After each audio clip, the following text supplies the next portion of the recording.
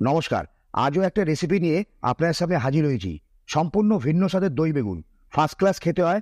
আপনারা বহুবার দই বেগুন রেসিপিটা বাড়িতে বানিয়েছেন, কিন্তু আমি যে প্রসেসে দেখাবো সম্পূর্ণ ভিন্ন স্বাদের।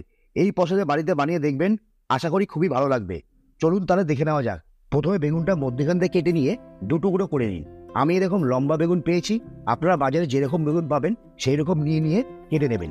এবার জল দিয়ে ভালো করে ধুয়ে নিয়ে নুন আর হলুদ মাখিয়ে 5 থেকে 7 মিনিট রেখে দিই। এইভাবে 5 মিনিট নুন আর হলুদ মাখিয়ে রাখলে বেগুনের মধ্যে খুব ভালো করে নুনটাও ঢুকে যাবে আর বেগুনটা খুব তাড়াতাড়ি ভাজা হয়ে যাবে। এবার একটা ভাজা মশলা বানিয়ে নিন। 1 চামচ জিরে, 1 চামচ মৌরি, 1 চামচ ধনে আর 4টে এলাচ। এবার শুকনো কড়াইয়ে ভালো করে ভেজে নিন। যখন দেখবেন একটু কালার চেঞ্জ হয়ে গেছে তখন তুলে নিন। এবার একটু ঠান্ডা করে মিক্সির মধ্যে খুব ভালো করে গুঁড়ো করে নিন। এবার চলুন তাহলে মূল পর্বে যাওয়া যাক। কড়াইয়ে সর্ষের তেল দিয়ে নিন। আমি এখানে একটু বেশি তেলই দেবো, কারণ পরে কোনো রকম তেল আর আমি ইউজ করবো না। এবার তেল খুব ভালো করে গরম হয়ে গেলে বেগুনগুলো এক এক করে ছেড়ে দিন। তারপর 2 পিঠ খুব ভালো করে ভেজে নিন। ভাজা হয়ে গেলে একটা প্লেটে তুলে রাখুন। এবার ওই তেলেই একটা তেজপাতা, 2টো এলাচ, 2টো লবঙ্গ আর একটা দারচিনি দিয়ে সামান্য কিছুক্ষণ ভেজে নিন। এবার তেজপাতা আর গোটা গরম মশলা একটু ভাজা ভাজা হয়ে আসলে 1 চামচ হিং দিয়ে দিন।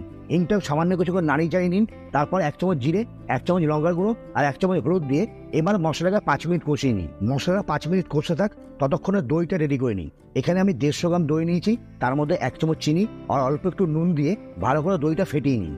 এবার দইটা খুব ভালো করে ফেটানো হয়ে গেলে মশলার মধ্যে দিয়ে দিন। আর একটা কথা মনে রাখবেন, যখন দই দেবেন তখন গ্যাসের ফ্লেম অবশ্যই লো রাখবেন, নাহলে কিন্তু দই কেটে যাবে। এবার দইটা খুব ভালো করে মশলার সঙ্গে মিশিয়ে নিন।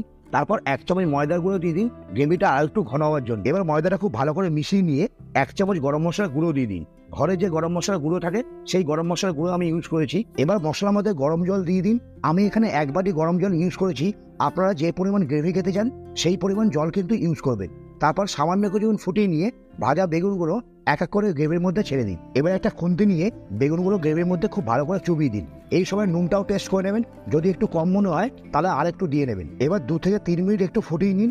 তারপর 1 চামচ এর মধ্যে ঘি দিয়ে দিন। এবারে টেস্টকে আরো বাড়ানোর জন্য প্রথমে যে আমি ভাজা মশলা গুঁড়ো করে রেখেছিলাম সেই ভাজা মশলা 1 চামচ ওপর দিয়ে দিন। তারপর 4-5টা কাঁচা লঙ্কা দিয়ে দিন। ব্যাস রেডি হয়ে গেল। আমি আপনাদের রিকোয়েস্ট করছি, একবার এই প্রসেসে বাড়িতে বানিয়ে দেখুন, দেখবেন আপনাদের খুবই ভালো লাগবে। ধন্যবাদ আর খুব ভালো থাকবেন।